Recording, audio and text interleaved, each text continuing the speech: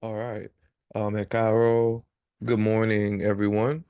And thank you so much for joining us on our last class of just this series dealing with cosmology and the African perspective. And also, we'd like to thank you all spending your time of the winter solstice with us. So this is the last day of the solstice. And as it was communicated in the first class, is that this is like the closest that the sun is to us. And there's different deities that possess the sun. So it's not necessarily saying that, you know, that the creator is the sun god. The creators utilizes the sun to transmit their energy. But, we'll discuss that a little bit more in context on how that's not necessarily true. So different deities possess the sun as a vessel to affect, their essences here on Earth. So what I would recommend, if you all have, time, once we finish, is to, go to your sacred space, your shrine area, your even by bedside, and be really intentional. And it helps for me to write things down, and I would write out the things that I need or the things that I want to come back. So if you can imagine Obatala dropping down right now and he's literally in this area, I would give them all of my requests, my needs, my anxieties, my worries, the things that I need to be rectified and settled.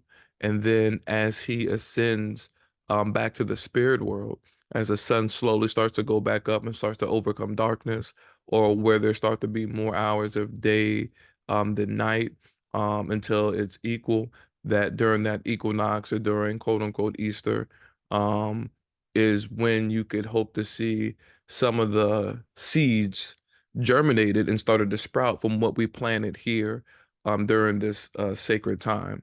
So thank you and welcome for thank you for joining us during this season. It is a really sacred and special season. And I believe that we all can kind of say that, during this year, regardless on, what holiday that we celebrate or not, it always feels like the end of the year is like a really sacred or just a time full of high energy and high vibration. So let's make the best use of it. So um, we're gonna pick back off from yesterday. And we now see how the universe started creating different faculties of itself and how the universe started coming into order. We see that the eight entities that are the root of all energy and matter, how they developed and how they started. So, as a brief overview, is that what we now know is considered as God or the supreme being is actually a co-partnership by two entities that are literally reality itself, the baseline existence of reality, the spirit world and the material world that function together and form a continuum that we experience as life is what the supreme being is. They give birth to two sets, and they are the infinite intelligence and wisdom that can exist throughout the totality of creation. They give birth to two more entities that are infinity and eternity of space and energy and time, that they work together and they produce heat, fire, friction, vibrating motions. That vibrating motions in turn give birth to a set of another two, and this too are the primordial waters. And the primordial waters is not necessarily things that one, as we say, it's a good place to be in. All chaos, all things can come from that water. It's just potential, and it is inert energy that's represented by urns of or vases of water. So all of that potential inert energy is the last set of twins. And when all of this comes together, the what the two eldest deities create or what they set out to accomplish, when all of that comes together, they give birth to the creators. They give birth to, as we call in our Yoruba culture, Eledumare or Olodumare, as some call it, Edumare, and then they give birth to Oshumare. So this is where it gets really interesting and quite insightful, and things personally for me starts to make a little more sense when I'm trying to imagine creation and the order. So Olodumare or Eledumare is as I call it, and you'll see why. Eledumare is worshipped as Ra in Kemet, in Pon, in Akan, Da, in Vodun.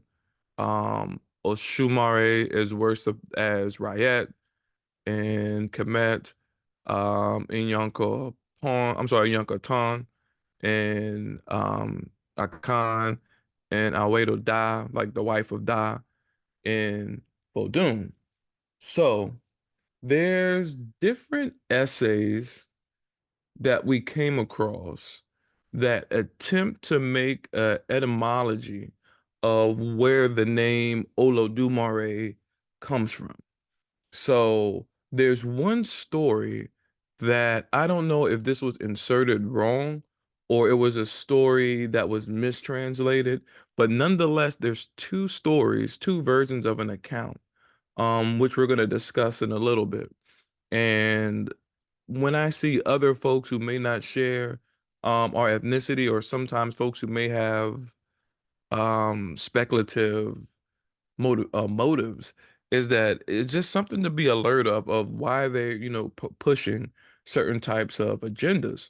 So they would say that the creator's name, Olodumare, comes from Olodu Omo Ere, which is like the child of the python.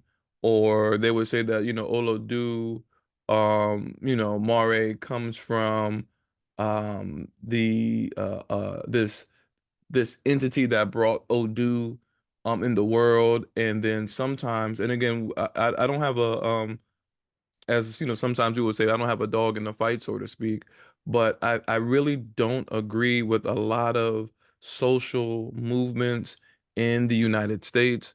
I base all of my social movements on our ancestral culture. A lot of times the movements are motivated by external stakeholders as a form of behavioral conditioning. And they do this by manipulating our culture and turning us against one another. So there's some authors who would say that Olodumare um, comes from that pot of Odu that gave birth to everything.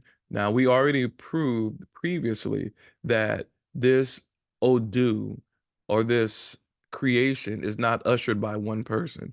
I believe we proved that in detail, that every step, every succession of creation was created within a balance, but they keep producing this story that someone named Odu or Olodumare comes from Odu, and the Odu is this deity that's the female progenitor of the world. Everything came from Odu. Odu was by herself. She needed no male counterpart, and she's responsible for creating themselves. But that's a very big problem. And there's one author who I do respect, met him in person, but this is something that I absolutely disagree with. And they're missing something about these entities. So of course we would see Odu and Odua and Oduduwa, and that's a whole nother issue about the Oduduwa story that I'm sure we'll get to soon. But Odu is just law and order. So Odu is like Ma'at. She's the deity of codified and deified law. But when they're creating this story by saying Olodumare is the child from this pot of Odu, and Odu is the sole monotheistic source of creation, we come into a whole lot of problems here. We come into a whole lot of problems here. And there's nothing that backs that up. But what is more troublesome is that they make an attempt to have not only separate the masculine from the feminine, separate the male from the female and purporting that there's just one creator, but they're mixing up what Aj and Ashe is, and these are two different things. And there's nothing to support that Aj created or made the world. So people think Aj is is negative witchcraft. Some people think Aj is the a high feminine power that created all of existence, and that Aj is something that came from, this pot of Odu and mixing a whole lot of things together. But there's nothing to support that. Just as you have Ajay, you have Osho, and Ajay and Osho, they use the same energy, but it's just Ajay, for women, Osho for male. But a lot of people don't know that Ajay is not, it's not um inherently a creative force. Ajay is something that's possessed by the Orisha Yamu, Yamu, who we call Minona in Vodun, Ajua Nakan, Aset, and Kemet, and Ajay, which they call Azay in Vodun, Bayi, in Akan. And it's this power that Obatala sanctioned to give to his daughter to protect them from negativities. And then also Obatala gave this to Yamu, and Yamu is the patron uh deity of this force. So it's not witchcraft, it's not all this, Hollywood stuff they purport it to be, but it's a higher level of psychic power. So it's you tapping into the electromagnetic sphere of the planet and then seeing, receiving, projecting, transmitting that electromagnetism that's in sync with the planet. So I can't stand it when people demonize IJ and say, oh, it's negative and that's witchcraft. I don't know where they're getting that from.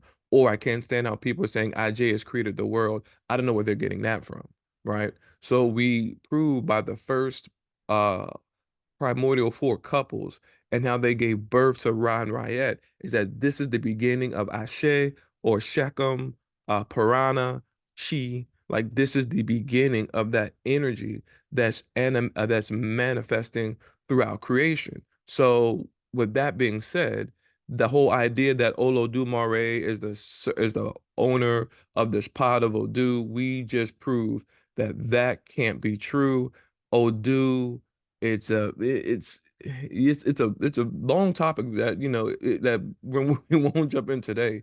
Of course, Oduwa, and Oduwa is not Oduduwa, the male progenitor. That's political. When some foreign person came from, I don't know where this person came from, Benin or either on East Africa, and he was actually called Prince Eklaheteron, and Prince Eklaheteron heard that there was already deity called Oduwa, and it was political that he changed his name to Oduduwa to further legitimize his rule in that area. So he would say, I'm the beginning and I brought the Orisha culture there. That's impossible because the Orisha culture was already there. He just assumed this name. And it was really political to where they have all of these male statues of Oduduwa saying that Oduduwa is the progenitor of the Yoruba people. I don't believe that.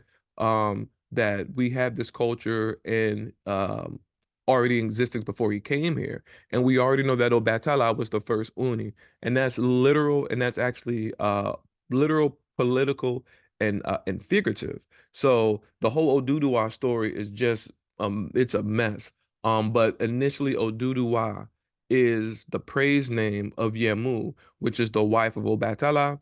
And while she is the progenitor of the Yoruba race, and then also Oduduwa, how they represents the throne. All African cultures were had a matrilineal succession to the throne. So the right to rule was in that seat that was sanctioned for rulers passed down the side of the women. So that's why Aset has the throne or the chair because she legitimizes the rule of the king. Same thing with Minona. Same thing with Idimili and Igbo. Same thing with Ajua in Akan. So all African cultures are saying the same thing. So if someone's out of line or someone's out of order, and this is why I bring the different examples with, with the creator, if all of our African cultures are, well, let's say majority of the African cultures are saying something, and if one person says something that's completely out of pocket, it lets you know that there's some type of perversion that's going on. And there's definitely some type of perversion going on with contemporary Isheshe stuff, so to speak. So that's not the proper etymology of Olodumare. So we've been told that he has different types of names. There are some folks who are kind of blurring the line between Christianity and African religion. They're adding things, adding praise names. They're having ineffective descriptive titles, inaccurate functions, and it's only leading to more confusion to what this entity is and what this entity does. So, of course, in Yoruba, it's a tonal language. So, depending on how we pronounce a tone, it can mean different things. So, some will say that Olodumare comes from Oni Odu Ma Ere, which is the owner of the source of creation that does not become empty, or the all sufficient one.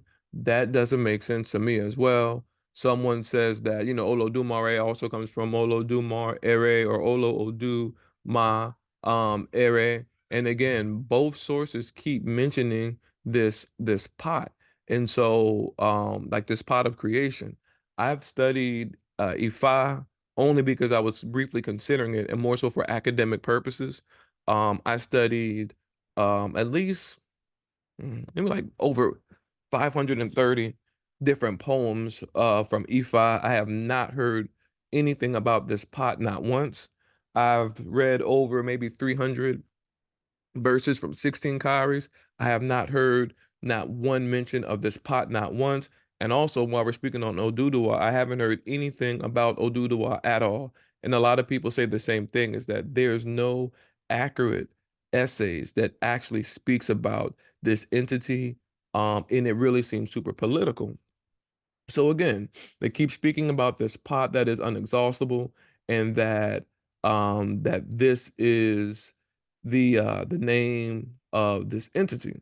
So we also read in different sources that Edumare is from Eledumare, and Eledumare comes from excuse me, du ma ere, which is another contraction from Eleda ma re or Eleda ma ere.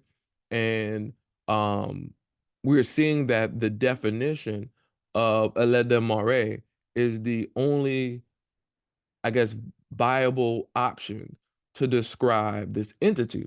So when you look in the dictionary and you see Olodumare, there's really frequent that they would say it's God Almighty, God. Of course, as we mentioned last class, God was socially engineered in 300 BC, and a lot of our cultures is extremely ancient. So we can't force fit ancient terms into contemporary language. It just doesn't work like that. So a letter mare is comprised of those moprimes, a letter ma or ere. So eleda, what some know, they say it's translated to Olorun. We already proved that's false.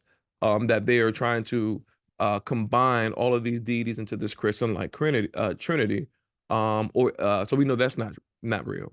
Eleda means the creator God, or to create. So let's roll with that, right? Ma is or is used in the future tense, and then ere means the royal python. So if we put all that together, we have Eledamare as basically saying like a praise name, I, the royal Python creator, or I, the creator that takes form of a Python. So to date, that is the most effective translation of Aleta Mare. Now we're going to see how that same praise name is evident all throughout Africa. And a common thing is when we start to challenge the narrative brothers and sisters, and we feel something that may not be correct, the number one dismissive tactic that I hear from most traditional um, practitioners of the culture is they will say, "Oh, well, you made that up. You made that up." So anything that doesn't strike, that doesn't attune or strike a chord with what they promote, they say, "Oh, you made that up." So, of course, as a researcher and clinical mental health and psychology, I know how to perform research. So we know how to get viable resources, and we can illustrate or paint a picture so that no one can tell you because you disagree with what they're saying that you just made something up. We have the empirical receipts to prove what we're stating is consistent in Africa. And plus, we shouldn't be having debates with anybody anyway. This is not, to promote the quote unquote gospel. This is for us to understand what reality is, and we can teach this to our family, to our children, and to our community. So Eledamare, either royal python, the python creator. So then we have Oshumare. And so with Oshumare, it's a little bit more difficult because to date, I have not heard a accurate translation for Oshumare. So typically when you see Oshumare is that you would just see it literally translated as just the rainbow. Like that is the term for the rainbow. And of course, if you study different languages, you know that a lot of times things don't equally translate when you're taking it to one language to another. It doesn't line up word for word. So Oshumare, right? So Oshu comes from Oshushu, and Oshushu means the spherical or circular or spherical in material. Ma or again is the future tense, ere, which means the royal python. So what I just described to you, scholars, brothers and sisters, is that the two praise names for the creator in our surviving African culture means I, the royal python creator, and I, the spherical python. So those two terms are key. Those two terms do not just exist in Yoruba. Those two terms exist in Akan, Kines and Kamal, Bodun, Igbo, so forth and so on. Every African culture will say that what we see as the creator is a relationship between a masculine force, a feminine force, and that they both take on the role or they both take on the imagery or icon as a python. There's a couple of different stories in Ifa that speaks about Olodumare and Eledomare's existence. And before going further, the reason why, as we stated earlier here, and you would see documentation of each of these terms. So sometimes it makes you wonder what came first, the chicken or the egg. So it's my assumption that as Christianity and Islam started invading or started making its way into Isheshe, is that some uh etymology, some praise names, just as we spoke with Oduduwa and Odua, some things started to change. So it's my opinion and my belief that Eledamare is the initial term, the in which we have seen Eledamare, Edumare, Eledumare was the first term. And of course, there's a whole lot of contractions, which makes Yoruba language very difficult. Um, and there's different ways to call and praise on something. But the word Olodumare to me is really troubling because it shows the intention of the proclamation or the promotion of Christianity. So we proved, or we seen before rather, that when two deities, and we'll show this in this class as well, when two deities share a same force. So we know that there's two, like if somebody marries another deity, like Olokun and Ifa in Oromila, Obatala, Yamu, Shango, Oya, that some are married conjoint for a long time, some are conjoint just for that individual purpose, but they're sharing a certain type of energy. But they do the same thing in Kemet as well, but when it's like a different force that's a little foreign, or maybe if there's a special constellation or a special alignment in stars and planets that these two forces will combine to create a certain function. They're not one entity, but they're just two entities coming together to form to knock out a specific objective. So to me, I see this when I see Olodumare, because you see Olorun and then you see Edumare. So what they are saying is that you have in Kemet we have Amen and Ra. And so Amen, of course, is Olorun, and then Ra is the letter Mare. So Ra and Amen come together, but they're two distinct different deities named Amen Ra. So Amen Ra is basically the creative force that's going through the supernatural world. But we would never say that Amen Ra is God Almighty or is just one God. I think this is what they're doing with Olodumare, hence why I do not say it. I think Olodumare was a term that was recently manufactured, recently meaning within the last maybe 700 to 800 years. That this term was recently created to almost force fit this idea of monotheism. So you see the contraction between the two, Olorun and Eledumare, Olodumare. So this is why we use the term Eledumare, so to speak. So, um, there, hold on, there's one message here in the chat.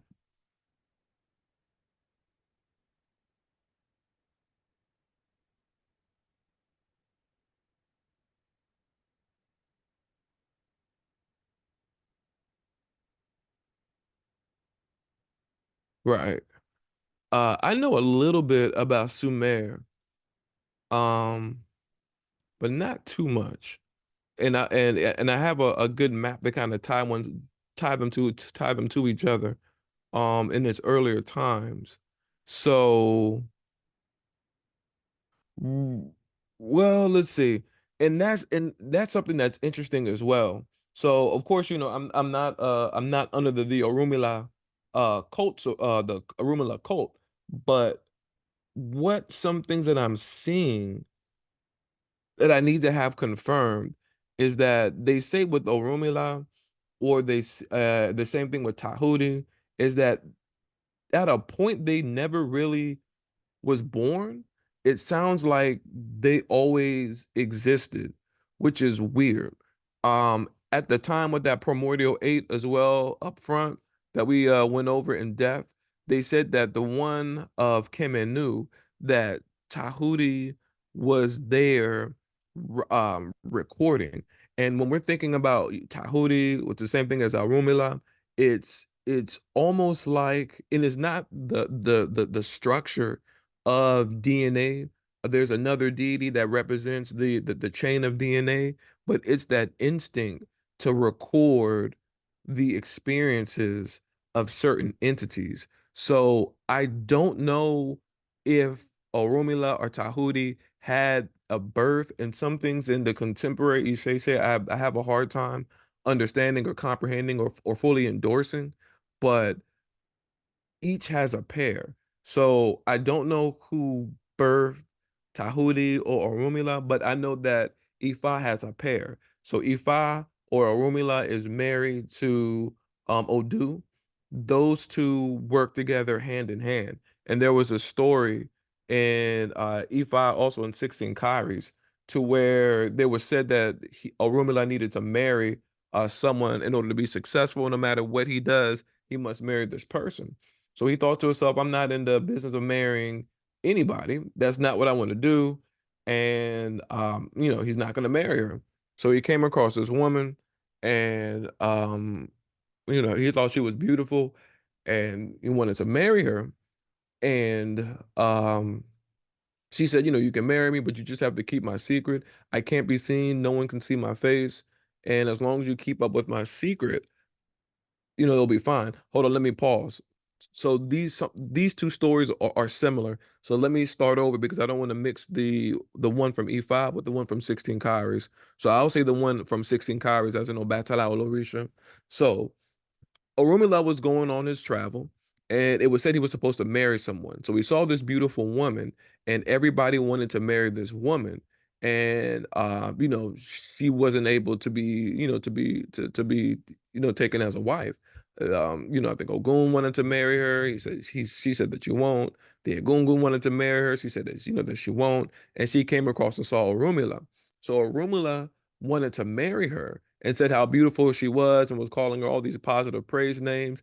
So she considered and says, "Yes, I'll marry you, but you gotta keep up my one taboo. No one can see my face, and that I must be, kept secret." He's like, "All right, man, that's fine, no problem." Married her and brought her home. And when it was time for her to eat, of course, he lived in a compound with different with different people, and so he would get some food and leave it by the door, and she'll go out and eat it. Same thing every day for breakfast, lunch, and dinner. So he was traveling somewhere. He was traveling somewhere, and he didn't really secure her security. And so when he left, someone peeked in through the door, or he was wondering like, who is this strange woman that Baba married? And so when they looked in the door, the person just died, and a lot of people in the house, died, and then it was one kid that died, but they were able to bring it back. And long story short, they were saying because you didn't keep up with my taboo, things are going to happen to people. But also, the important part of the story is that every time Orunmila turned away, at first when he didn't want to marry her, or there was a little bit of hesitance, every time he would turn away, that he would go blind. And that's a hidden message that, when wisdom turns away from spiritual law and order, the person goes blind. So Orunmila and Odu must work together for divination. And sometimes that's easy to miss. So Odu is the signature. So when you see someone that's marking the Opon, that is Odu right there. The Opon itself, it has the face of Eshu as the one that communicates between the different deities. Eshu gives Orunmila his ashe because Orunmila doesn't have any ashe of its own, and they're bringing up a particular Odu, and the Odu is spiritual law and order. And this is law wasn't made by man; it's spirit law. So those two work together. But then again, I don't know who birthed Odu. I don't know who birthed Orunmila, but I think they were one of those entities that had always been in existence. So that's just what I got so far. But you asked all the great questions, and I'm saving the chat to find some more things to research too. Some more things to research about. So when again, there's many essays about Aleta Moray that it communicated with the monarch of kings that the kings will be seeing horrible things, burning wildfires, waters that were flooding the earth, terrible dreams, and then Orunmila was sent to interact on behalf of the monarch. So here we have a story in Osaka that says that Eledamare communicates with people in dreams, and that he either sees or is responsible for a certain type of cataclysmic events. Now remember that because we're going to come back to that point as well. There's stories of Otrudu Khan where Eledamare needed to provide an ebo in order to save a child. So the child wouldn't die, and this child was a star. And again, and as we discussed yesterday, is that it's respect for different cultures. So just as Santeria has their own perspective, Candomblé has their own perspective, and we would be remiss to throw away our culture. As I stated in the first class, the first introduction, trained in Isheshe. Um, I find traditional poems, the traditional way of ritual in Isheshe.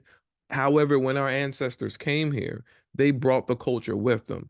And when we have our ancestral culture here, we still recall our ancestral culture before our first migration, before when we left East Africa to West Africa and then West Africa to North America. So I cannot say that what I do is Isheshe fully. I recognize, respect, and train and find that way of understanding the contemporary religion now, but it's a full circle, and we recognize the complete ancestry of our elders. So as we stated before, just as hoodoo is not conjure work or just root work, hoodoo is actually the Akan religion that was held in North America as they remember their collective ancestry migrating from South Sudan and further reestablishing the civilization in Cote d'Ivoire and Ghana. As the same thing with Vodou, how Vodou is not just ritual and pen work and doing a whole bunch of Hollywood stuff. They recognize that their ancestry in East Africa, moving over to Togo and Benin, relocating either in North America or the islands, and that comes from Vodun. And with me with that I was what the ancestors led me to do and to continue is just as we left East Africa to West Africa to Benin and Nigeria and moved to North America, that perspective is juju, and juju is etymology still consistent with the terms of Kemet, still in Yoruba as well, and juju does not mean it's not a mix of Native American ethnomedicine, herbology or ritual from Europeans mixed with African American folk magic. That's not true.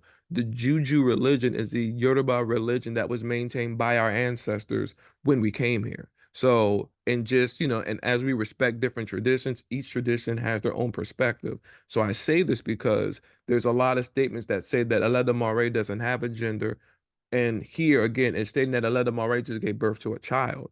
And we're looking at cosmology literal as we've seen the succession of the primordial eight as they keep birthing sets, keep birthing sets, keep birthing sets. And to me, it sounds like one aspect of the creator not being able to procreate because it doesn't have a gender seem like it's the antithesis of creation. But we respect different traditions, but I proudly say that I'm a Juju man that recognizes his ancestry from the elders in Knesset and the elders um in Nigeria.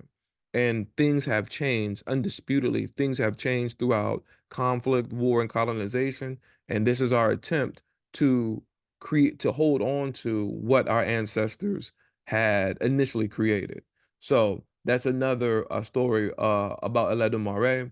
Eledumare also has a child called Emmy, and Emmy is our own personal Ashe, which we call the Ba, the Bayet, or the Bra or Obra and Akan. And as we were discussing earlier, that sometimes that there may be like a God complex to where some people may think that, and it was a good notion that was mentioned in our first class. We're saying that sometimes we look outside of ourselves so much that we feel the need to worship things outside of us, but we are so intertwined with so much divinity is that we have a lot of power within ourselves, but we just may not notice it. So Emmy is that life force energy that we can redirect to provoke a deity, invoke a deity, or heal ourselves or heal other people. So we are literally channeling in our own personalized Ashe, just as the Orienu or the Ka that we have, it's a minute particle or the smallest part of the collective Ka, Kayet, the collective Orienu throughout creation.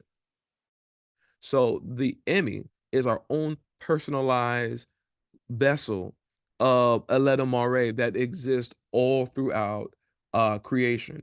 We have our own personalized um essence of that.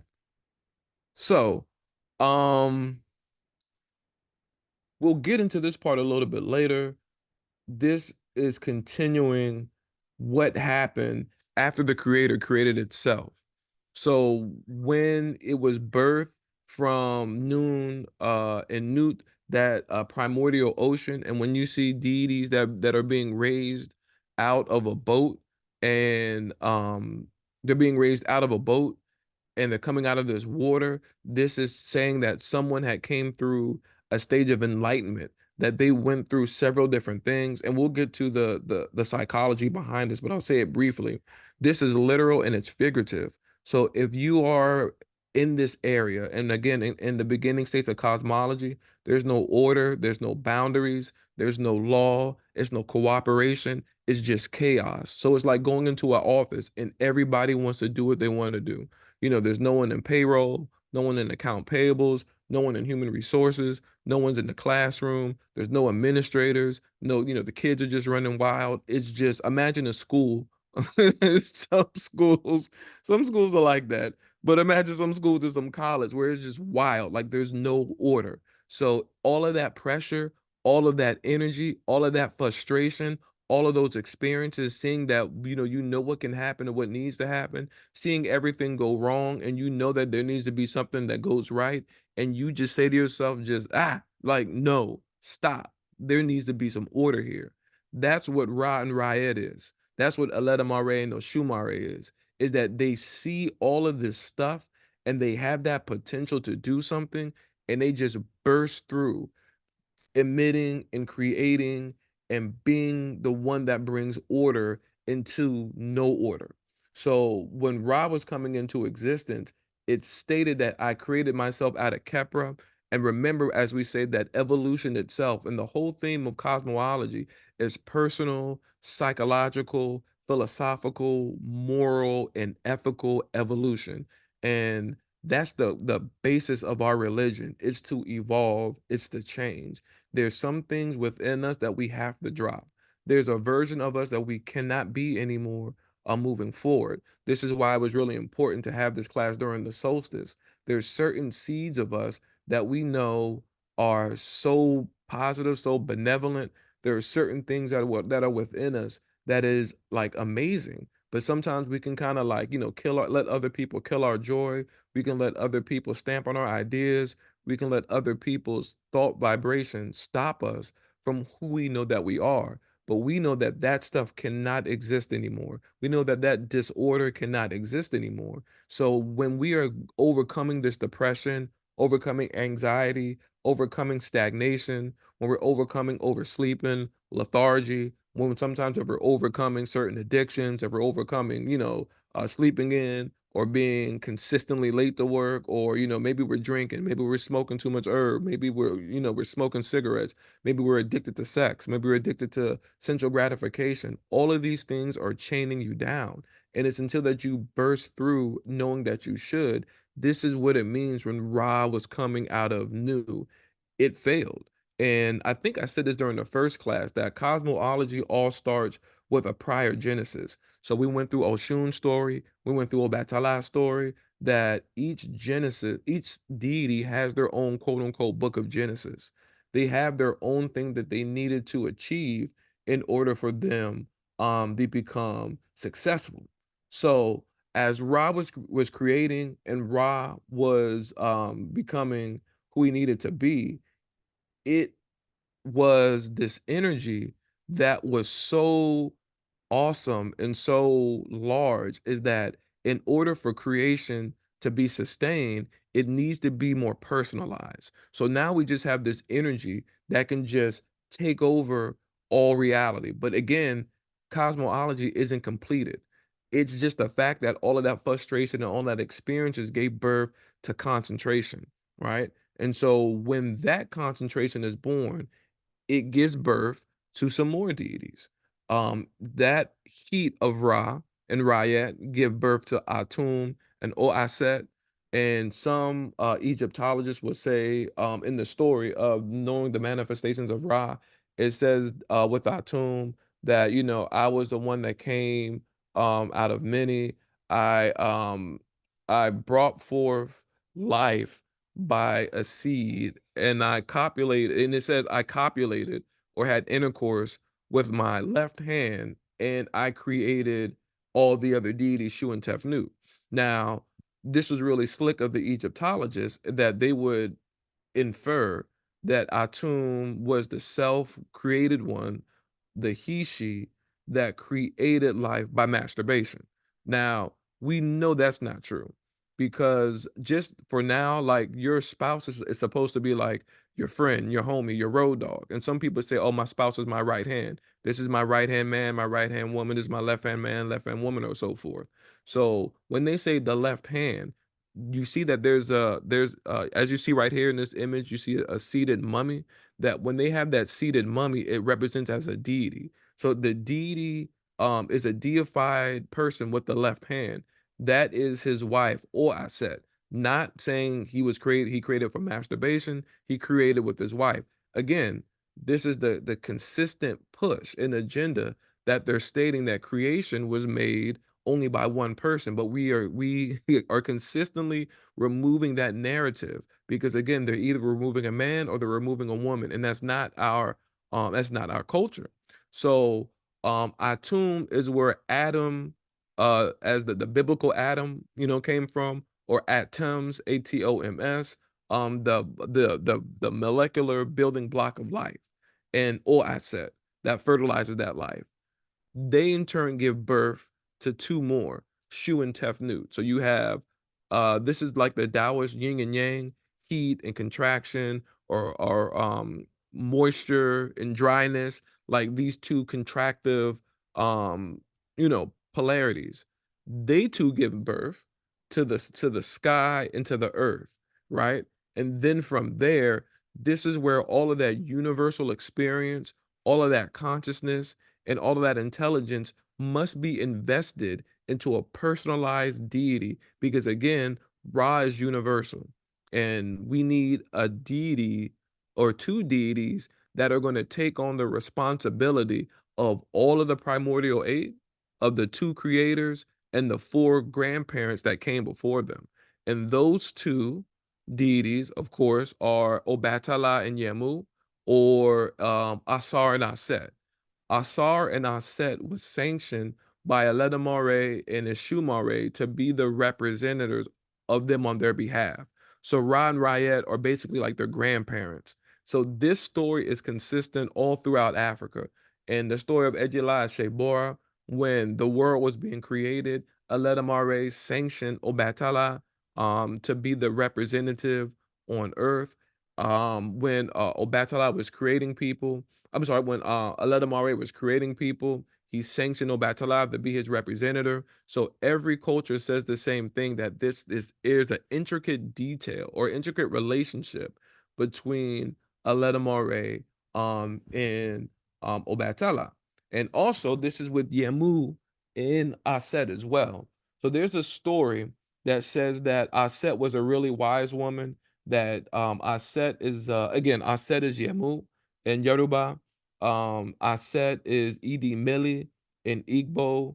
Aset is Minona in Vodun, and Aset is Ajua and Akan. So these are the female Orisha that own the matrilineal succession to the throne. They possess womanhood. They're the protectors of the quote unquote, I hate this word, but I'll just say it, of the witches, but it's really people who have a high level of psychic force and psychic energy.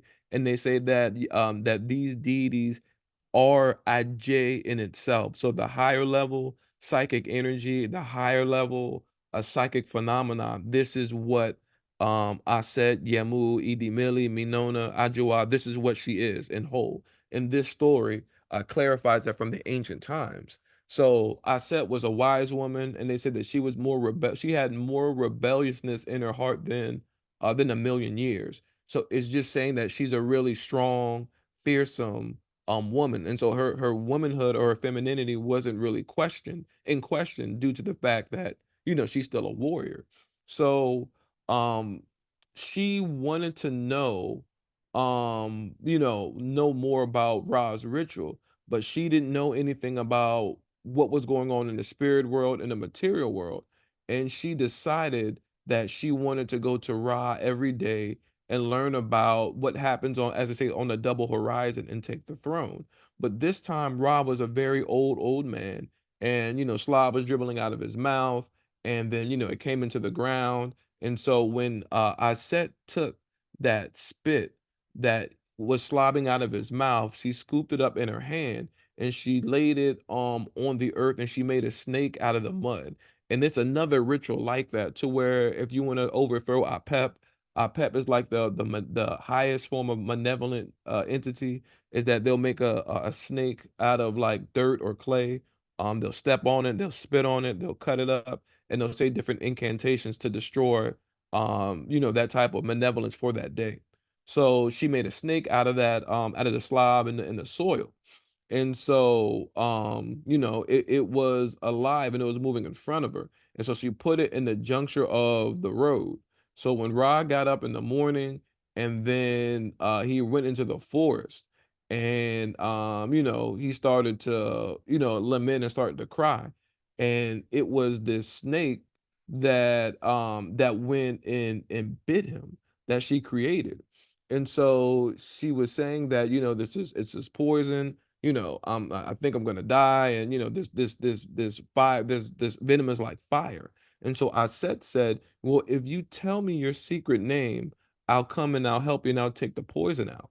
And it goes through on how he was saying all of these praise names. This is my name, and I'm on the boat of a million years, and just lamenting out. And Aset said again, if you tell me your name, you know what I'm saying, I'll take the poison out.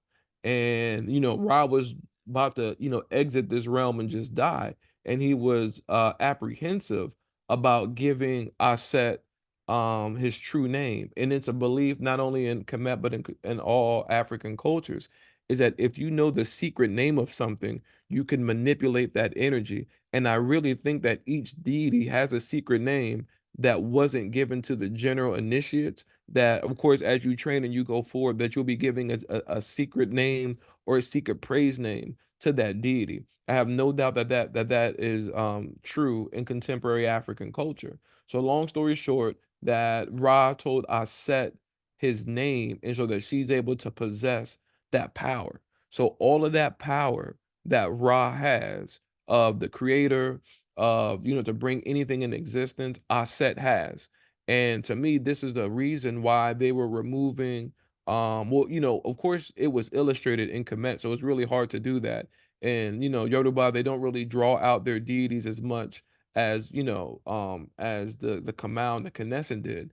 But this is why they were trying to remove Yamu, and either lessen Yamu and says, oh, this is just one of Obatala's 201 wives, or or this is she's a Duduwa, Duduwa is the man and the man is the progenitor, or why they destroyed the Igbo, or the grove or the forest of Yamu, why Yamu's temple is no longer self-standing, to why, and again, it is true that Obatala and Yamu are worshipped together at the same time, but there's been a consistent campaign to remove her liturgy, remove, some of the poems that she's in, to act like she never existed, because she has an extreme strong power, that again, that is identical to Obatala, because they're married. And remember, scholars, if they're married, then they share the same type of energy. There's another story about, and again in E5 they said how Aleta Mare was communicating to Oromila about natural disasters, hellfire, and floods. And so this is a common theme with the creator communicating this to people. And this is something to take very seriously. Me and my son were talking about that on the road. This is my little man. He he's a dancer, of course, a little Shango, but he's wise beyond his years for a little a little tiny boy. Even though he's a small thing, but he's really wise. And so he was saying, like, Dad, as we're looking at each year, and each year is becoming the hottest year on record, and it's like, pretty soon we're not gonna have any snow. It's like pretty soon when I get old, I'm gonna tell my kids, you remember back in the day when we had snow and it doesn't snow anymore. And he said, or also that this can cause an onset of floods, that won't be good for anybody. And I said, well, you're absolutely right. And it's not a matter, and it's not me being pessimistic, it's being literal and real. It's not the matter of if it will happen. It's only a matter that of when it will happen. Is that life goes through these cycles of birth, of creation, birth, life, death, afterlife, rebirth. And there's nothing that we can do about that. Throughout history, and many people think that some folks are manipulating the time in the calendar, but there's always been cataclysmic events that are known for massive um, destruction. each culture of the world has a record of a cataclysmic flood that destroyed majority of the earth. And this story, I seen something in Isheshi. I haven't seen an essay, but I seen something in one of the temples or one of the places in Ile Ife, and they went through the different Ifes. So of course, Oyo now is not Oyo back then. Ile Ife now is not the same as Ile Ife back then. Things move, people migrate within that area, but it's a story about the destruction of mankind. And in this story, it sounds really similar to what's going on right now, and that's very scary. Of course, as you see, the outward promotion of demonology as being one of the main religions, at least here in America, which is, I'm not going to say Satanism or devil worship because it's kind of the same, but it's not. But it's really, demonology because, of course, the devil is not a real entity. So, in the story, is that Ra was getting old, his bones were silver, his hair was turning to gold, and he started just aging. And so Ra started to hear the words of the complaints of men and women, that the men and the women were secretly conspiring against Ra and all of the other deities. And they thought Ra was an old man. They thought Ra was a joke. They thought he wasn't going to do anything, and they started speaking about overthrowing him and basically not listening to Ra anymore. And so what he did was that he went to his father Nu, and Nu again is that potential inert primordial energy from that primordial ocean that's infinite, and eternal, that he went and sent one of his deities to protect him or to avenge him on his behalf. And so he sent Heteru, and Heteru, of course, is who we worship as Ashun. So he sent her down to go and kill all the men and women there who were on that mountain. And so at that time, Heteru turned into Sekhmet. Sekhmet is Iyami Abini in our culture, the one over the deity over sacred menstruation, over the puberty rights for young women, from young girls into women, the letting out of the blood. She has like a lion faced deity. So this is who she was. So she was going out just killing so many people. And it also kind of illustrates like an autoimmune disease. So she was killing so many people where she needed to stop. Like she was doing way too much damage. So the only way that she could stop is if they tainted the color of beer. They add a little bit of I think it was a little bit of dye or a plant that made it give a red appearance. So she was able to drink the blood, which was really beer. She got drunk and she passed out, and then she no longer cared about the affairs of people. And so Ra was overcame with pain and fire, and he was feeling exceedingly weary about the existence of men and women. And then he said, I slain a good amount of them, but a good amount of them are worthless. And he said, I brought all of this destruction among them, and they thought that my power really wasn't as great. So long story short, they said that Ra started to ascend into the spirit world, and that because people wanted to overthrow Ra, they wanted to rebel against Ra, that he will be departing from men and women, and that he will no longer deal with people directly. That Ra is going to the spirit world.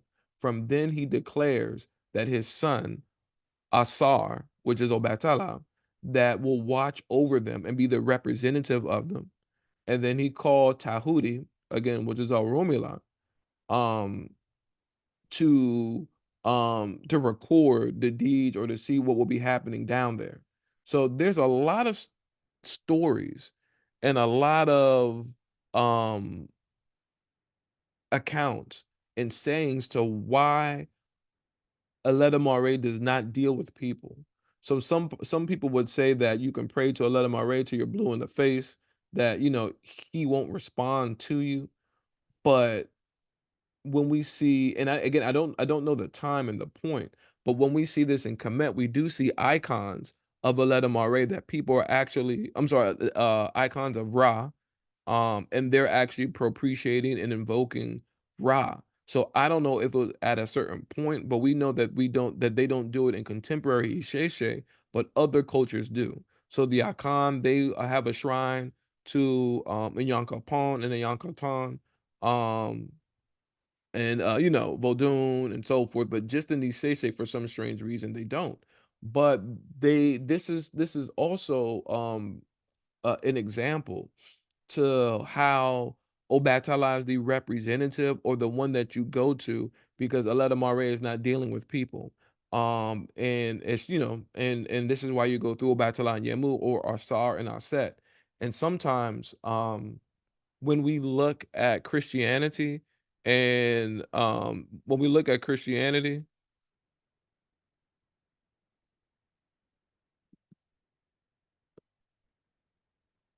hold on one second.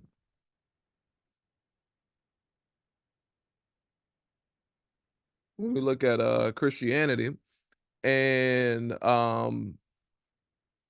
they would say that the only way they get to God is through his son, Jesus Christ.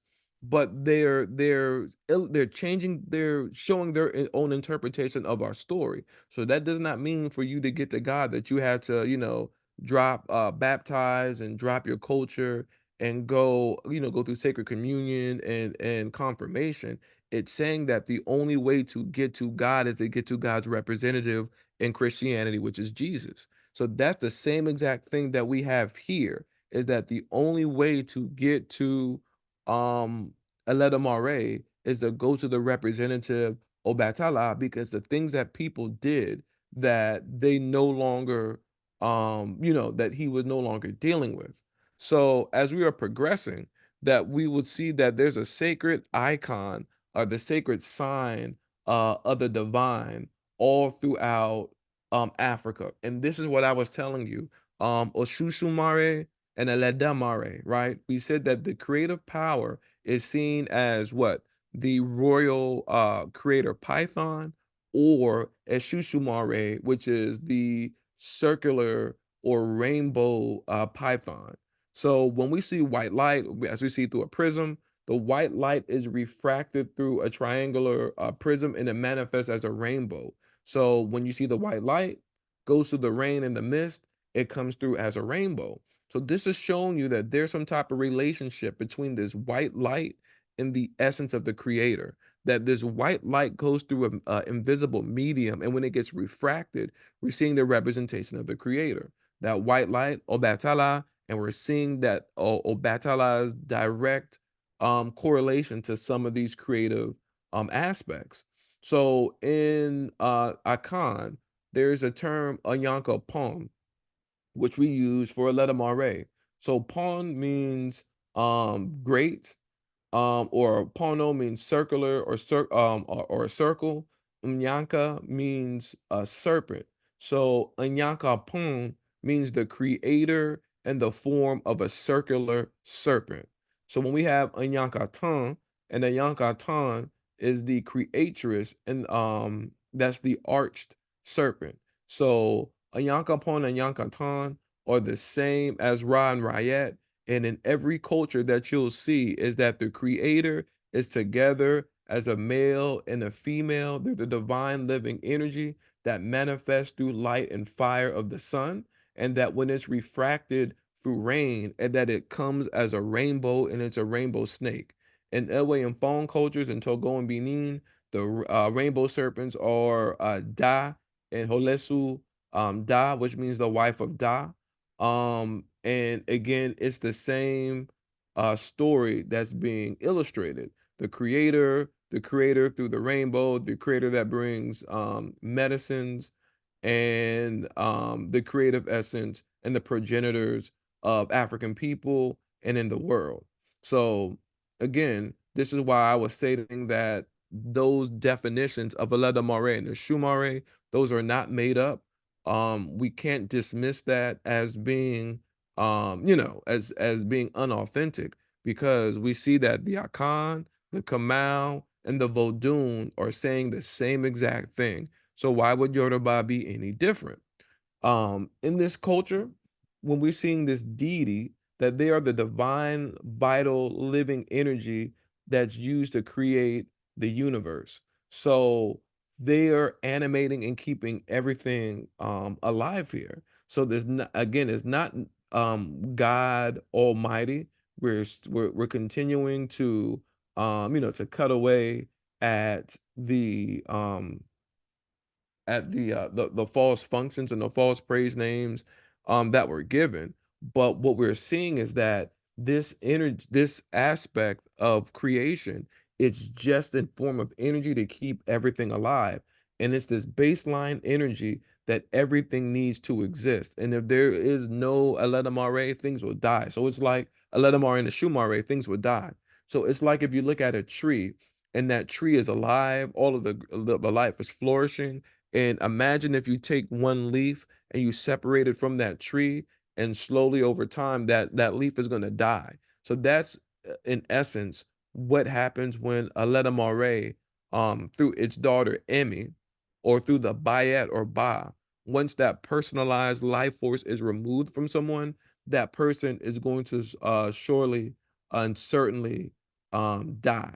So that's what this energy is, and we're all different. So when Aleta Mare and as Shumare possesses someone, it's like wind with a musical instrument. So we all have the same breath, but the sound of our breath is going to be different depending on what instrument we're blowing through. If you blow through a trumpet, it's a different sound from when you're blowing on a clarinet. It's a different sound to when you're blowing on a tuba. It's a different sound to when you're blowing on a trombone. It's a different sound to when you're blowing on a saxophone. It's a different sound to when you're blowing on a flute.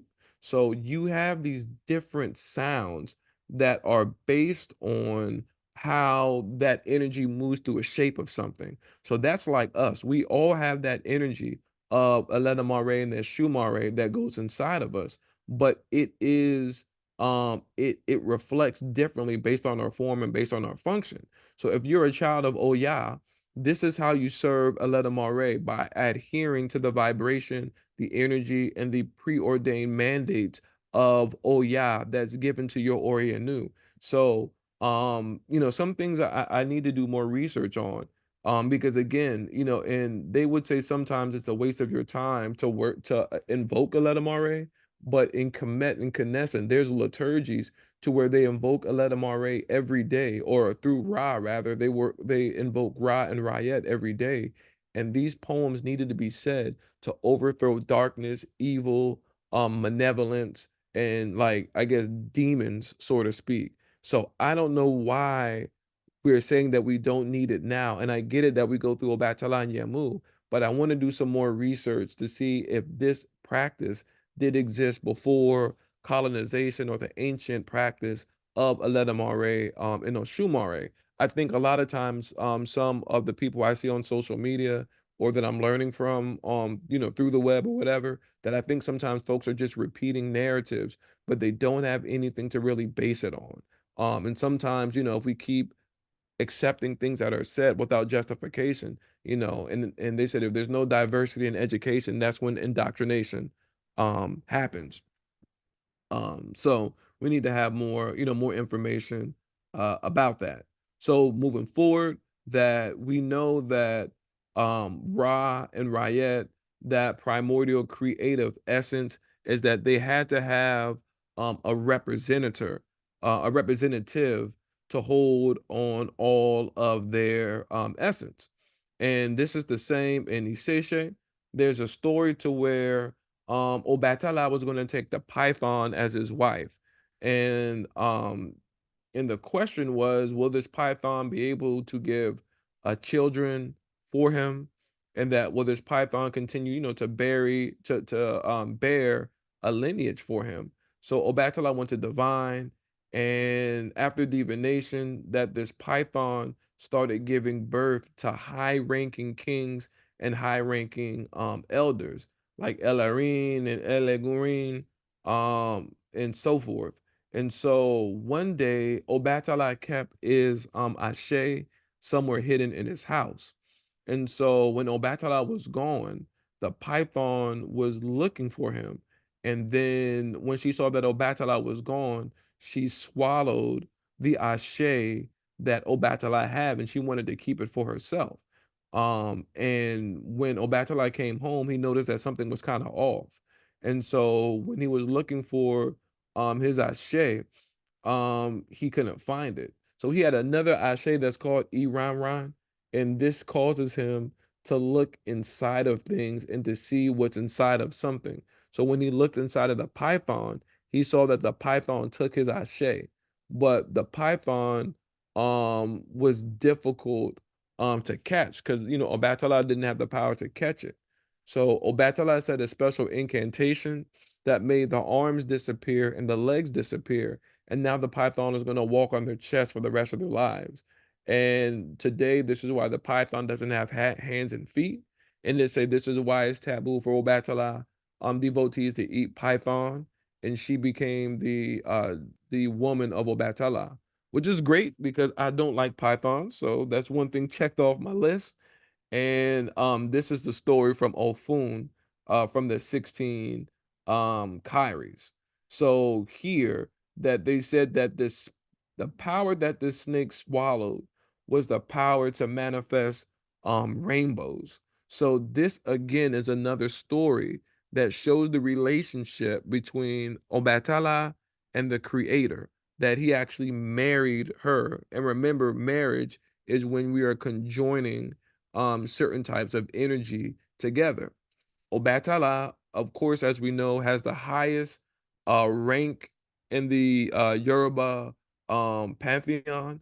Obatala is known, or his name is Obationi Allah, which was the king of the spirit world. He has the name Oshala or Orishala, which means the highest or the most principal Orisha. He's called Obatarisha, which is the Oba of all of the Orisha. And he has the term Orisha Akobi, which is the first one to be created, or the first one, um, yeah, the first one to be created. He's also is given the praise name Obatala Igbakeji Eleda Mare, which means this is the one that was born second, it gifted with the Ashe or the authority of Eleda Mare. So again, it's the same thing throughout every culture, that Obatala is the one that's sanctioned to be the representative of Aleta Moray in reality. And he's the one to teach people personal evolution, moral evolution, and change. So the Obatala priesthood, it's a cult of not only, of spirituality, occult wisdom, occult knowledge, but the basis or the rationale for that is that our cult is the cult of personal and moral evolution. That Obatala really teaches people how to transcend, to evolve themselves into the character that they should. There's a story in Osai, I believe, in 16 Kairis, that says that Obatala made Iwa a slave. And so Iwa means ethical moral character. Well, Iwa means character, right? So there was a story to where Iwa wanted to be successful, and she was working with Obatala, and she thought that she could be successful without him. She thought she was living good, but if I'm living this good with Obatala, I can do better by myself. So one day she decided that she was going to leave Obatala. And when she left, everything went wrong with her. Her life went to shambles. Nothing was going to plan. Everything was horrible. But it wasn't until she married Obatala, or came back to Obatala, that she'll be successful. So there, Obatala made Iwa character Eru, which is means an indentured servant. Sometimes they call it a slave. So the character is contingent upon Obatala. There's a praise name to how he's called, Obatala, Aniire, Niiwa, Aniiwa, Niire, which means Obatala, the one that possesses a character who has all of the blessings in the world, the one that has all of the blessings in the world because he possesses character. So our cult of Obatala is ethical, moral, spiritual evolution. That is the practice of what we do here, and the practice of what he oversees. So remember that Oshumare, as being that rainbow python, is that she gave birth to a royal children. And so Oshumare is actually on the head of the crown of the Uni. So over here to the left, the Uni is the paramount ruler or the demigod of the Yoruba people. And as you see, as it's indicated here, the creation of the rainbow aesthetically passed on by God, Oshumare. So of course, they keep throwing that God character in here, but um Eshumare represents is on the crown here. But also you see how we got the circular python here? That's Oshumare, that python. This is for Ra, this is for Rayet. But all the kings and queens in Kemet, I know y'all seen they have this pectoral necklace that's on, which is so beautiful that they have. But this necklace here is actually represents the rainbow here. So this rainbow around the sun is what this is. So as you have the rainbow, Ra and Rayet, that's adorning the sun or the moon, you see this necklace here, which is the rainbow that is adorning the sun or the moon, which means the king and the queen. So all throughout Africa, we have the same description that the king and the queen is encased around the circular protective rays of the sun, just as the uni is around the protective rays of the sun as well, with the rainbow here. So again, when people say, "Hey, you're just making stuff up," then why do we have consistent icons throughout Africa? Also to note that for folks who say that, where are you getting that Oshumare is married to Aleta Mare, you must have made that up. In the book Ifa Within This Broken World by by Awisha Egbaye, Wande Bimbola, he states that of course Olofin means lawgiver. So some people would make Olofin into like a Jesus-like kind of character. But Olofin, it literally means lawgiver, but it's a title. So there's Olofin that could be the Olofin of the lawgiver of the spirit world. The Aleda Mare. It could be Obatala, or any reigning monarch out of Ile Ife is Olofin. So Ashumare is the rainbow constrictor, as he states, and he believes that this boa constrictor lives in the deep parts of the forest, which causes the rainbow, and it's the mouth of the serpent where the rainbow begins. And remember, it's a rainbow snake with a tail in its mouth. All in these other pictures. So Owishe Egbaye is saying the same thing in Isheshe, that Eshumare is in the forest and that the rainbow comes out of her mouth is where it begins. And the serpent is tied to deep medicine in the bush, to where they get the ingredients for herbs and for different types of medicine. More importantly, Agwishe states that Oshumare is the wife of Olofin. Now, as we just said, Olofin is either the highest ranking, it's a high as a lawgiver, so it's either the monarch of Ile-Ife, Obatala, or Aleta. And we just proved before in other cultures that Aleta is the wife of Oshumare, and Owishe clearly states that in his book Ifa Women, This Broken World. So now we're seeing the correlations between that. Okay, one second.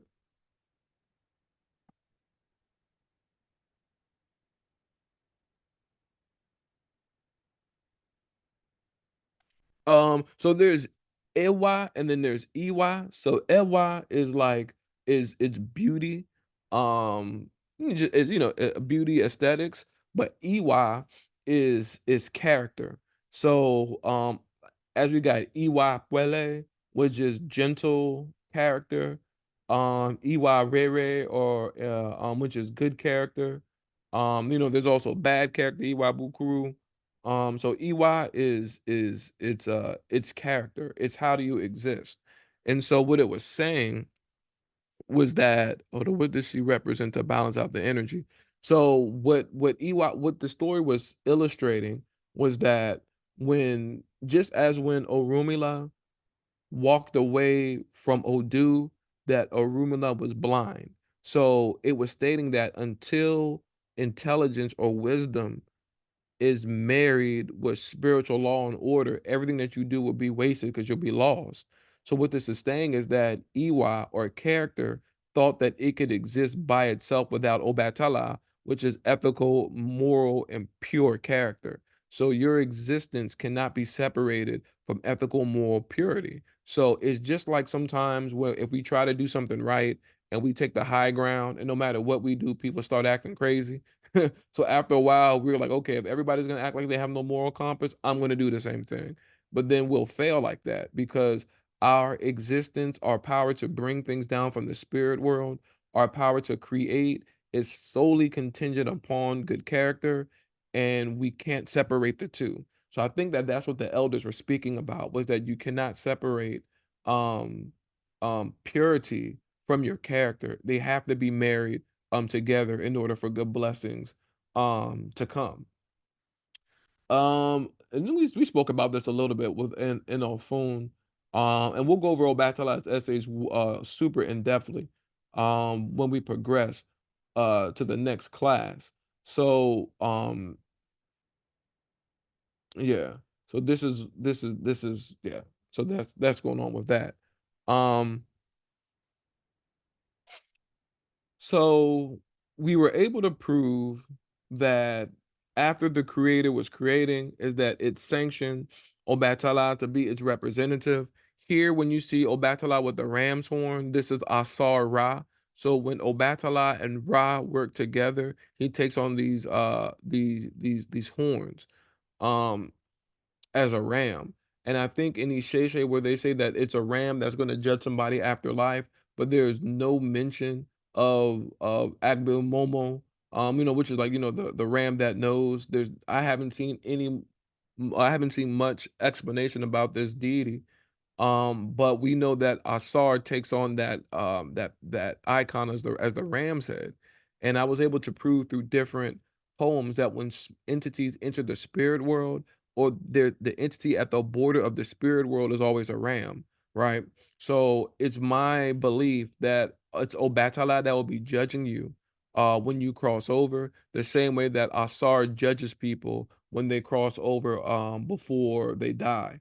So, in reality, in creation, everything in this world, all of the creative potential, it goes to Obatala, and Obatala then continues to establish order.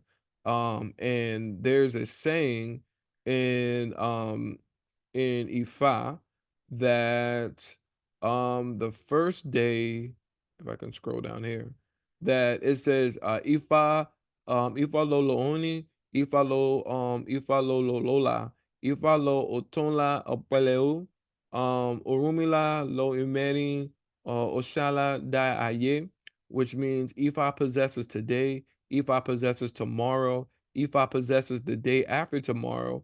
Orumila is going with the kingdom of the 4 days as Oshala has established in the material world.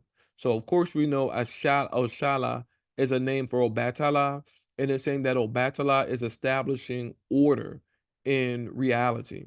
And we know that this is Obatala's function as a regulator. And this is slowly going to start to complete the cosmology of the universe and the order that was created on Earth. So after Aledamare nominated Obatala and Yemu to continue his work, he continued to establish creation here. And so there's two different philosophies on the calendar, so to speak. So here there was for it was a day to where each person wanted to have their own day. And after the material world was created and after the original descent, no other deity has their own personal day for worship. So he created days so that they could all have a day that they can be worshipped and venerated. So they fight to pick their own day, and Eledamare released 4 days to the deities. So Ogun rushed and decided to take the first day. In order to take this day, Ogun turned the world upside down, and due to this chaos, others beg Ogun to bring back peace. So Ogun requested for his own day, and all of the Orisha decided to give Ogun the first day. The following day, all of the Orisha were in a fight to see who's going to have the next day. Shango performed the divination, and he was asked to perform an elbow, which Shango did quickly, and he was offering 200 thunderstones. So when Shango did, he decided that he was going to start using the stones to throw them at all of the other Orisha, and to kind of show a desperate attempt to push everybody away. All of the Orisha didn't want anything to do with all of that stone throwing, so they decided to give that day to Shango, what they called Oja Okuta, or for Jakuta, what means the throwing of stones. The third day, the Orisha were all quarreling once again. So they're all fighting to see who can have the next day. Oshala was the one who collected a power from Aleta Mare to bring light into this world. So Oshala took the cloth from the sky and everything became dark.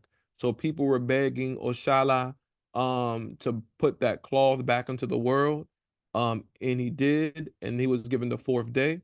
And then for the remaining day, Orunmila was consulted by his awos, and they wanted to give a day for for him, a day for joy and a day for peace. And so those that was the story on how the deities had the 4 days that were given to them, and those 4 days are shows remnants of the four cardinal points that each Orisha took on Earth. And as they're speaking about like the first poem, when they say today is a child of the Oni, tomorrow is a child of the Olofin, the day after that is a child of the Olofin, the fourth day is a child of the Olofin. In that story, they were talking about Obatalat being the Olofin. But then also there's another hidden message on how Obatala possesses the moon, and the Yoruba calendar is a lunar calendar. So we're seeing on how he is establishing order, which Obatala does, and he's giving different days so that different deities have their presence here on earth, and different days that they're worshipped. So for Shango's day or Jakuta's day, this is when Oya, Bainini, Aganju, Obaluaye, Nana Buruku, which I think is fire, or worship. And this is just my assumption with the elements. Then you have Obatala, Oshala, Yemu, Egungun, Egbe, Oro, Orisha, Oke, Ogain, the air and the spirit like kind of deities or worshipped on that day. You have, with the exception of Ifa and Orunmila, but you have Ifa, Orunmila, Oshun, Yemoja, Olokun, and it seems like a lot of water deities are worshipped on that day. And then you have Ogun, Ila, Oshoshi, Orisha Oko, which seem like a earth-like mineral and earth-like polarity, and they're worshipped on that day. So 4 days equals 1 week in the Yoruba calendar. 28 days equals 7 weeks, which is 1 month. 13 months, 91 weeks equals 1 year, and they have different seasons. So this is how they see that calendar. But in the Kamal system, um, who is the earliest account of the calendar, there's two different systems that they use. So they had the 10-day week with 36 divisions due to the 36 different stars that were circling around. And that's how they created their calendar. But they did have a 7-day calendar by people in Sudan, Knesset, the people that were around Sumer, and we also were able to look at the migration of the people from is pronounced Kahamanu, which is an older name of Sumer and some of the other cultures that were outside the Harpy Valley, and they were able to create their 7-day calendar, which is consistent. So we don't have a 7-day calendar that was based on European culture. We have our own 7-day calendar. So remember, after the creator Ron Ryet created Atum and O Aset, they created Shu and Tefnut, which is like yin and yang. And then they created Newt and Geb, which is the sky and the crust. And then from there, that's when Asar and Aset were being born. But they were saying here that this is how the 7 days was established on earth due to Atum Kepra, which is that spirit of evolution and change. So each of those days are governed by a particular planet. So we have the sun, the moon. So the sun, of course, is on Sunday.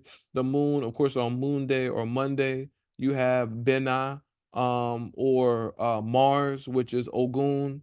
Iyami Abini on Tuesdays. On Wednesdays, you have Akua, which is Agbaru and Eshu.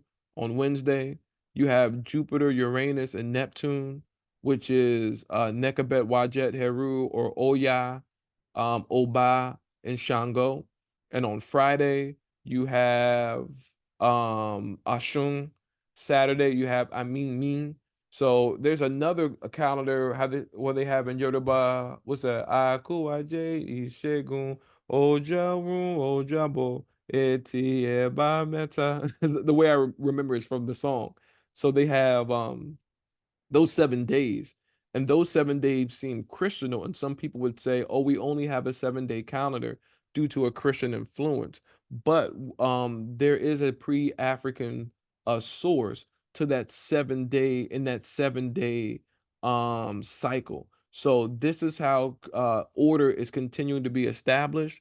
And depending on which day that you are born, it tells you what deity that you're being born under. So when they do the Esentaye, this is I guess fortifying or establishing your feet in in the material world, that you will go to Babalawo or Iyanifa. Some people say that Olorishas cannot do that, and that's not true.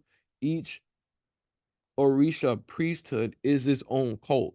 And even though we're a collective, we're an interdependent cult. So that's not true saying that Obatala people don't do Esentaye. It's simply the fact of doing a divination and figuring out what energy is following this child. But there's certain times that it needs to be done. And so once you're able to see what energy this child comes under the world in, now you know how to raise that child, and that child is raised under order.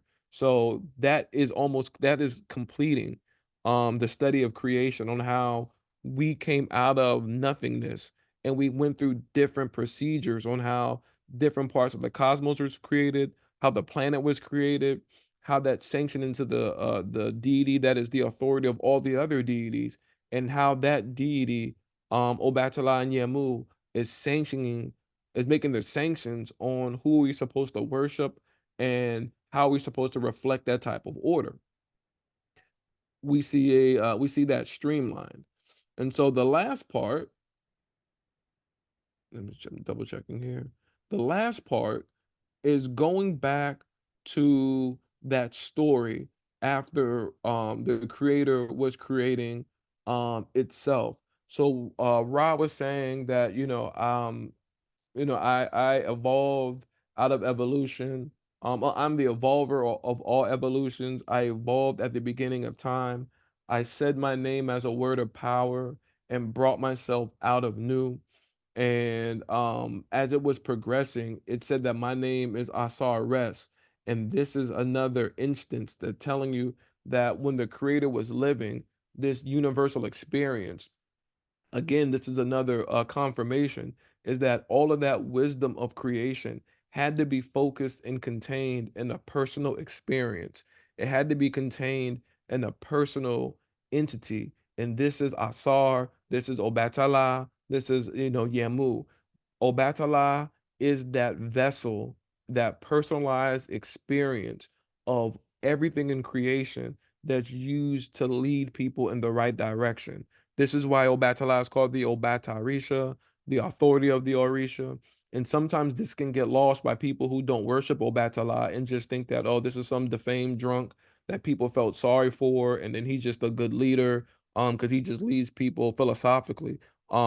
They're missing the point that he was directly sanctioned by the creator to do this, and his role is irreversible. There's stories where Set wanted to kill Asar and take his place. This is the same story on how Eshu always seeks to steal the rank of Obatala, but he will forever fail. This is another reason why I disagree that people would say, and with respect to Eshu, but I think other people are putting their own narratives here that Eshu is above Obatala. People say you have to go to Eshu to get to Obatala. If you're not a Obatala, if you are an Obatala Baba Larisha or El Larisha, they would say do Eshu first, but that's not true. There's nothing to back that up. Is that Obatala is the authority. Some people would say that you can get an icon of every Orisha, but Obatala is not mandatory. But there's nothing that states that Obatala is the authority, and so you will need to have him because he's the one that's going to oversee all of the functions of the deities here. So to close, we're going to close on Ra. And so when Ra was creating and he was going through reality, is that Ra is stating that he evolved from chaos in order to overthrow Apep, or able to overthrow. Hold on one second. One second.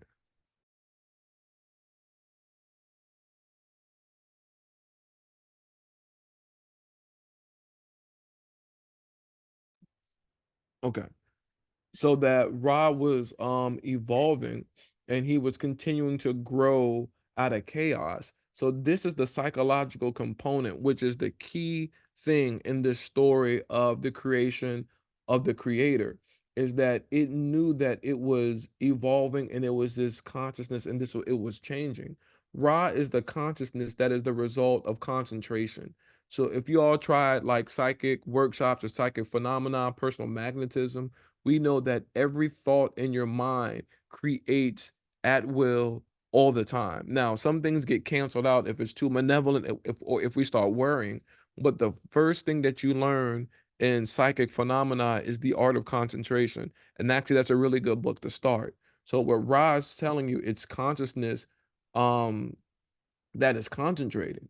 So when it's going through all of these experiences and when it's starting to live, it's that it's noticing that Ra cannot be successful because he was born out of new, right? So he was born out of this infinite expanse of chaos, of disorder. It was losing focus, it was procrastinating, it was oversleeping. Ra was not motivated. Ra was surrounded by a lot of folks who were jealous of Ra. A lot of folks were envious of his roles. So Ra was staying in this area. And again, this primordial ocean is the root of all energy and all matter. And so it's looking at everybody's experiences, is looking at everybody's opinions, and this is holding Ra down. And so this is when he was in this unconscious state, um and was starting to be kind of I guess lazy about what it wanted to do. And again, this is when we stated earlier that all dangers are in this primordial water of new. So it wasn't until he was able to fully define himself, to focus and to concentrate, he was able to be born out of this fire and to be born out of this primordial ocean. And so when he was being born, he's cutting out all of the Sabo. And the Sabo is what we call Ajogun in Isheshe. So there are all the supernatural entities of malevolence, all the supernatural deities of just complete evil. And we would be remiss to state this in our practice. We just can't think about the Orisha, the Nuter, the Abusum, and think all of the positive entities and not think that any of these malevolent entities exist. And so these things exist, but sometimes they exist with inside of us. So when they're speaking about the Sabo, the three largest Sabo are is ignorance, um laziness, and then I guess what is it? It's almost like in delusion. So this is the story that represents when Ra's being held down or being chained by Apep, is that there could be a disillusion. It could be, it could be a part of laziness and other low vibration energy that is keeping the creator down. And it's not until he's able to break these chains that he's able to succeed. One of the most iconic pictures that I did not put here is that there's a image when Ra is riding on the boat of a million years, and Apep is indicated as this long snake. So Apep is actually that wave energy. Hold on 1 second. I actually have that picture. Hold on 1 second. This will be a good thing to close on.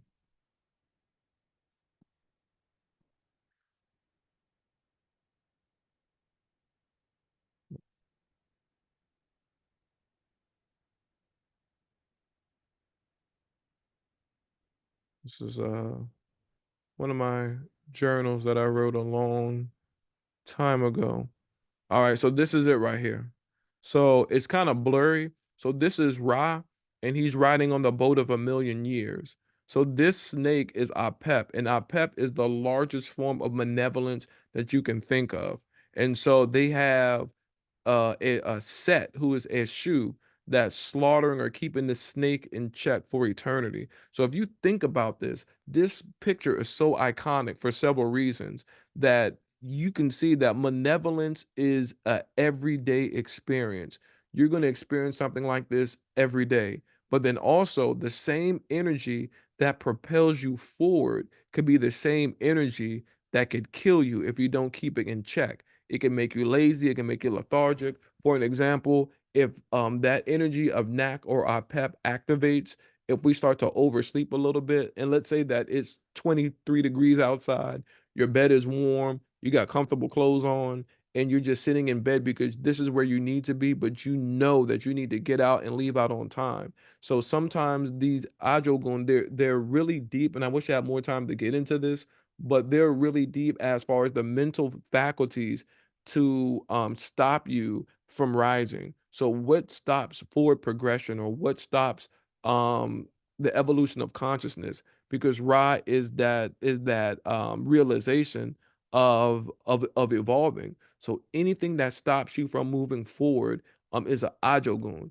It is the excuses or the rationale that we give ourselves to underperform. It's the excuses that we give for ourselves to be lazy. It's the excuses of ourselves knowing that we need to change a bad behavior, but we think that since we're going to live another day, we can put it off until tomorrow. It's these ideas or these thoughts that slowly start to encourage bad behavior. So it's not just like just stealing, robbing, and raping and pillaging and stuff like that. It's those small excuses that are like little seeds that can push us in the wrong direction to stop us from evolving. That, for an example, is what an ajogun is. And we fight these things on a daily basis. And what another good thing to note is that Set is worshipped as Eshu, and for years it's been a consistent campaign to show Eshu as being the devil or something like that. And this was what was done with Set as well. But we see that Set is actually fighting on the behalf of Ra. So this definitely is not the devil. Same thing how Eshu was on the face of the Alpon and of Ifa. And so that definitely is not the devil. So as we come to a close, that this is the story on how the creator was evolving itself and how it became alert on how it was able to make something of itself and put all of the past issues aside, and then it evolved, and then it became the creator. And after that creator gave birth to two sets of twins, it sanctioned Obatala and Yemu, Asar and Aset to be the representatives of its essence on Aye. So as we're closing, this is why I said that in order for us to um you know, in order for us to move forward and know who Obatala is, that there's no way that we can do this without knowing who the deities are that precedes him. So we know Obatala is not God Almighty. We know Obatala We know the difference between Obatala and the creator. We know that Eshu does not rank over Obatala. We know that Ifa or Erumula does not rank over Obatala. We know that Obatala is not a defamed drunk. We know that Obatala isn't just this leader because people have sympathy for this old man. We know Obatala is not a feeble minded person. We know his rank. We know what he was sanctioned to do. And if we know that, now we know Obatala's role over sanctioning and leading all of the other deities. So of all of the deities that were before him, they all sanctioned him to be their representative, his ambassador. So from there, all of the other Orishas, Shango, Oya, Osain, Orumila, Ogun, Baini, Nanabuklu, Buluku, all of the other deities, they are all under the governance of Obatala and Yemu. So now, since we know that, now we can move forward and clearly identify our role as Obatala Olorisha, our role to what we should be doing and what we should be establishing, and our function that we need to um bring into creation. So I know this was a whole lot of information. And one all of these courses are recorded and I'll post them on the portal. Give me some time to work out the IT stuff and we'll have them momentarily. But just consider that these three classes, these three classes were actually supposed to be taught under three different sessions of an 8-week format. However, I know that a lot of people really wanted some information to start their new year off in the right direction. So we thought that we should make a good summary or a good survey of cosmology. So again, you can see our course offering on our Sheshefun site. In the course offering of cosmology, it's actually 4 different sessions, and each session is an 8-week course. So in the future, we'll go back over that and we'll take our time and go really slow and really illustrate it out, bit by bit by bit, so that there's no misunderstanding. And then we'll continue with Obatala. So after cosmology, we have 4 different courses on Obatala. Each course is, again, for 8 weeks. And the intention of our program here, if you haven't checked us out, please check us out at sheshefun.com under the same name on YouTube, Instagram, and yeah, in our website, is that all of our material here is to prepare individuals who may not know the deity that they worship, or they may not know their ethnic group or their African blood circle, and we want to point them in the right direction. That's our first mission. And our second is to prepare people who are Obatala Olorishas for initiation, or if you're recently initiated and we haven't received any philosophy, just a ritual, this is to solidify Obatala devotees to having the basic knowledge to practice. But of course, some information is still beneficial to regular devotees. So I hope that this was beneficial to you all. Before we go, does anybody have any questions or comments before we go?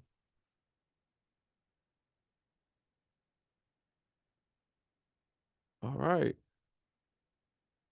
All right. So thank you all for joining today. Please be on the lookout for some more classes that are coming up in the future. Take full advantage of the solstice. This is the last day. Send your prayers up to Obatala while he's here, and let it come to manifest through the vernal equinox, quote unquote Easter, to bless us with all the energy that we need to come forth and live our purpose. Thank you so much for supporting our work. We will see you all soon. Ariel Odabo.